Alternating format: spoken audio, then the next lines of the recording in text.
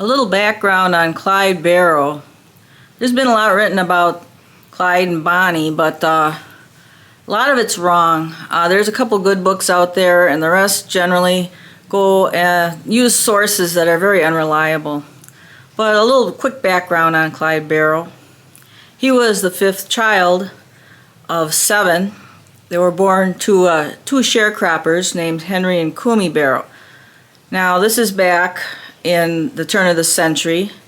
He was born in 1910, and his parents were sharecroppers. Now sharecropping was a way to make a very scant living.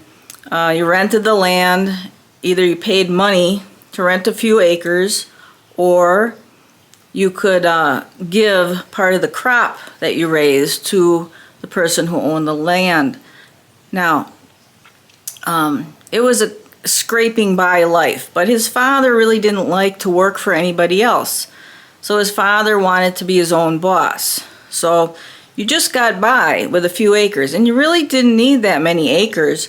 You could have rented maybe 2 to 5 acres and scrape by, just basically feeding and clothing your family.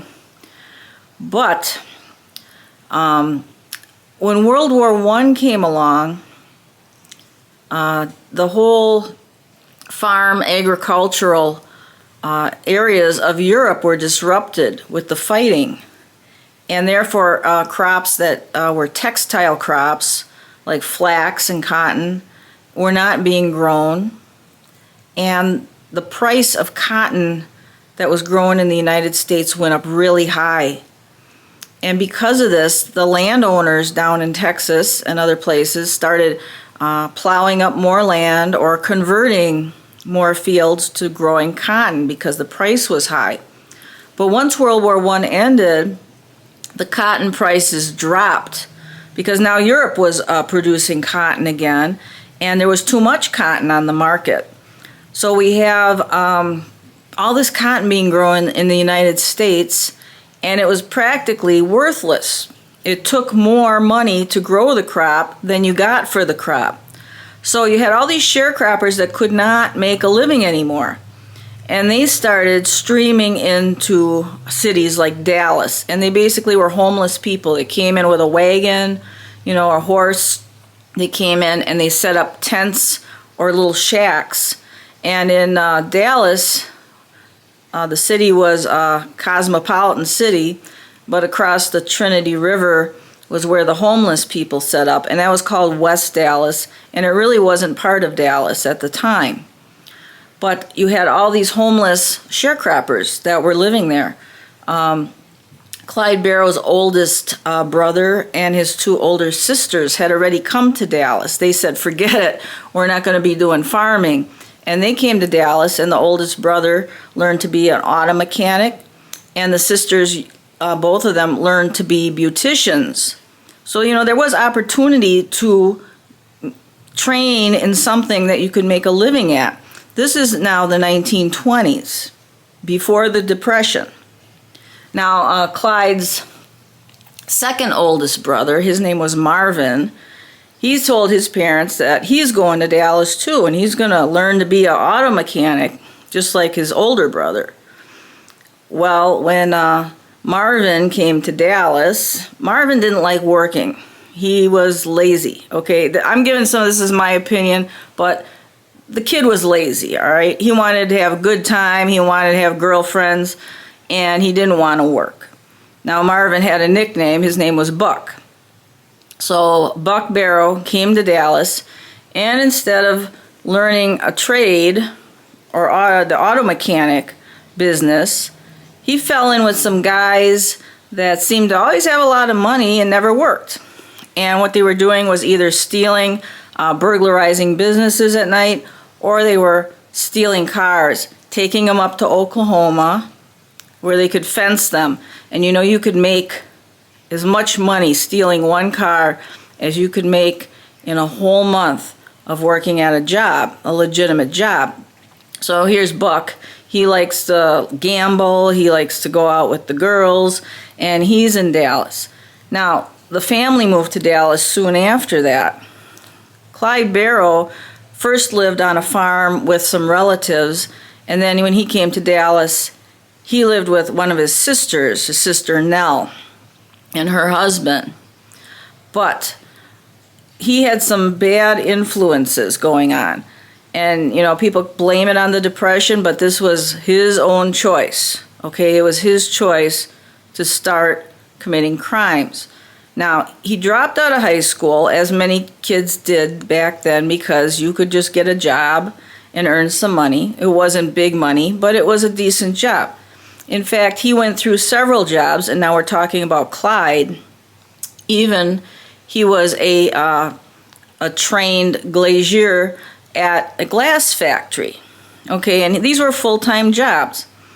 But, he's influenced because he sees, girls that they don't want to go out with him unless he's got a lot of money to spend on good times.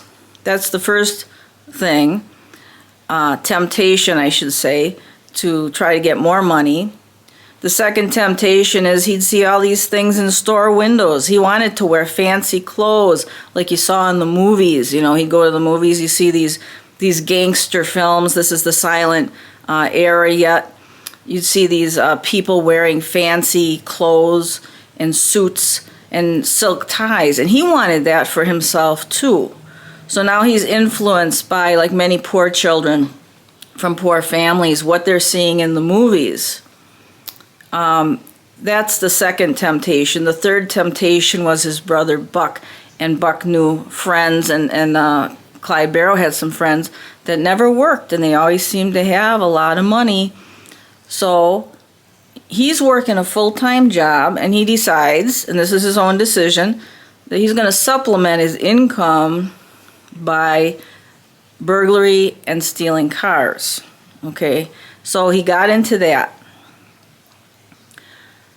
Now eventually he was caught, and he was taken down to Waco, Texas, to the jail there. And there were 7 counts against him of burglary and car theft. And there were more than that, but some of them they couldn't make him stick. He lucked out a lot of times. They dropped the charges for a lot of different things that he had done. But this time there were 7 charges that stuck. And the judge gave him 2 years for each charge. Now that added up to 14 years, but the judge was very generous. He said you can serve all this at the same time concurrently. So basically he's serving 2 years for this crime, 2 years for this crime, and he could serve it all at the same time. So he was only going to be in prison for 24 months. Now, just prior to being arrested, Clyde Barrow had a friend named Clay, and this other guy invited him over to his house. And there was it goes kind of like, I believe it goes like, Clay had a sister who was married to a man named Buster Parker. And Buster Parker had a younger sister named Bonnie. And Clyde Barrow went to this house, and they said to him, you like hot chocolate and marshmallows, and apparently he loved hot chocolate and marshmallows. And someone said, well, go in the kitchen because there's somebody's making that in there. So he went in the kitchen, and there was this little tiny girl named Bonnie. She was making hot chocolate, and I guess it was like love at first sight for these two people. Now, Clyde liked it because she was also so tiny. She was only about 4'10", and he was only about 5'6". So, he liked a little girlfriend, made him feel like a big shot. That was a thing with him. He wanted to always be the boss, and he liked to be taller than, the women. I think his height really bothered him, that he wasn't really tall. Anyway, he met Bonnie Parker in the kitchen, making hot chocolate. She was not standing nude in the window like in the movie, okay? So these two, they started going around together, and he started hanging out at her house. And he only had known her for a short time before he was at her house one time in the evening, and there was a knock on the door, and it was the law coming to arrest him. And that's when they took him down to Waco. Now, Bonnie Parker just thought she's just so in love with this Clyde Barrow. She was a very I call her a drama queen. She wanted to live a life that was like the movies. She really wanted to be famous. She wanted to be either a great actress or a great singer, and that she was just this girl from West Dallas. So Clyde's taken off to Waco, and there's a couple guys in the jail there with him, and one guy says, "Hey, I know where there's a gun. I have a gun hidden in a house, but I don't want my family getting involved in this." So Clyde Barrow says, "Well, I have a girlfriend. She'll do anything. She'll go get the gun." And sure enough, Bonnie had lost her job. Now this is the time of the Depression now starting after the crash of 29. And she went and got the gun, smuggled it to Clyde, and she had been staying in Waco with a friend of hers or some acquaintance. She'd come to visit him every day in this jail. Now, this is not prison. This is just a local lockup jail. So she brought him the gun, and he and these other couple guys broke out of jail. And then they headed north, and they got caught again in Middletown, Ohio. And it was wintertime, and they were casing a couple places up there to rob. One was a train station, and someone saw them acting suspicious, and they all were recaptured again. Now, if he would have just served out his 2 years, he wouldn't have had to go through the time in prison that he did. But when he got back to Texas, the judge was angry. The judge had given him a really light sentence, and now the judge said, "You're going to serve the whole 14 years." And he wasn't going to go to the prison that they called the Walls, where they made crafts and things, like they make license plates. I don't know if they made license plates down there, but that kind of thing, kind of factory atmosphere. But they told Clyde Barrow, "You're going to go to Eastham Prison," which was the prison farm, which was really hard labor and guards, that would shoot you in the head if you looked at them the wrong way. So now we've got Clyde is stuck in prison. He's taken to Eastham, where he sees horrific things. Supposedly he was raped there by a building tender, which was another prisoner who was given special privileges to keep the convicts in his area in order. And well, he saw a lot of bad things. I mean, at that time there were no rules. The guards could do whatever they wanted. If they thought you were looking at them funny, they could take you over the rise, put a bullet in your head. So Barrow's supposedly being raped by this other prisoner. He's seeing all this really horrific thing. If you've seen the Shawshank Redemption, imagine it 10 times worse than that. And he gets bitter, and him and this other prisoner named Ralph Fultz become friends, and they plan someday they're going to come back and they're going to raid this prison, and they're going to let the prisoners go. And that's kind of their hope that keeps them going. Well, finally, Clyde's mother is trying to get him out of prison, get him paroled, but he can't take this anymore because he's chopping wood 12 hours a day or working in the field. So he finally probably gets somebody else to chop off 2 of his toes on his foot so he can be hospitalized and get out of doing this work that's killing him.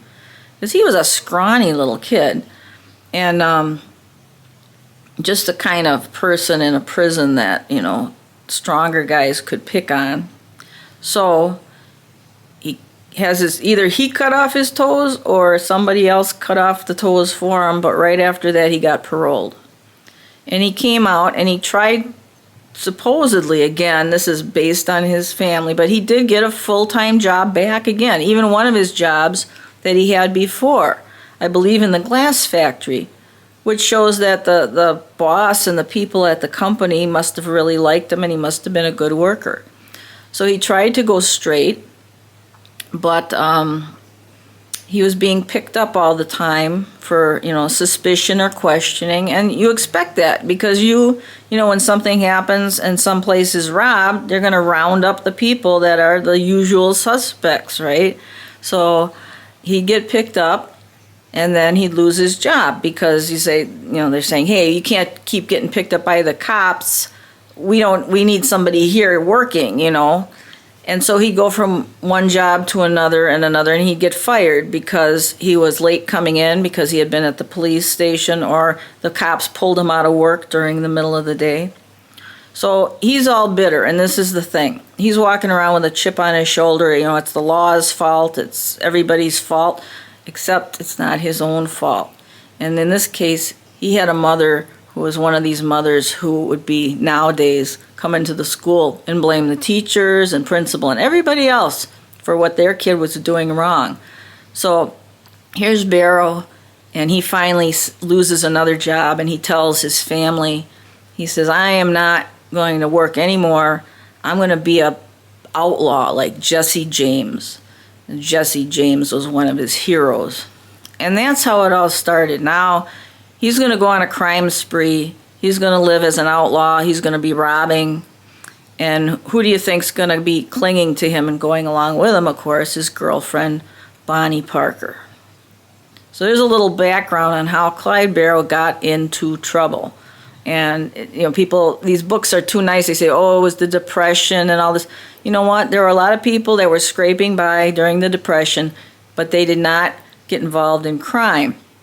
And, he was not just robbing banks. He was stealing from ordinary people. He was stealing from gas stations, from storekeepers. He was stealing from people who worked really hard to buy a car and saved their money to buy a car. If you can imagine you doing that and working really hard to buy a car and then having some punk come along and steal it in the middle of the night, that is not like his vision of a Robin Hood, okay, stealing from the rich. They were stealing from regular folks as well. So let's move on to the first site, and that's going to be, we're going to stop in Springfield, Missouri, and I'll tell you what that's about.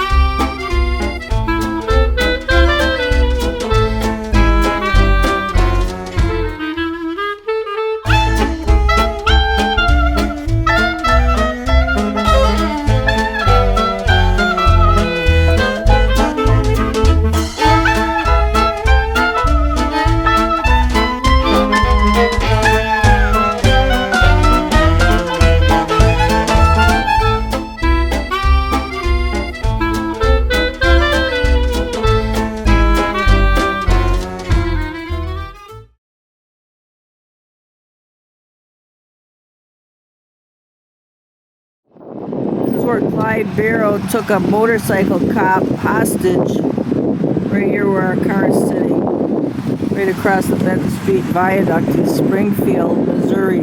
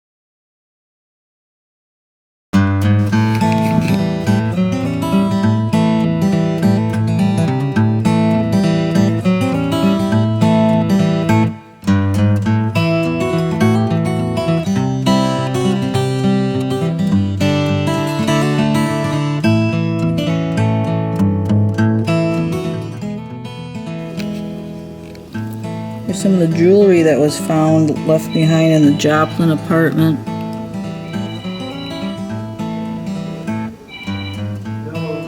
The policeman had taken it and given it to his girlfriend at the time, and then one of her descendants gave it to the museum.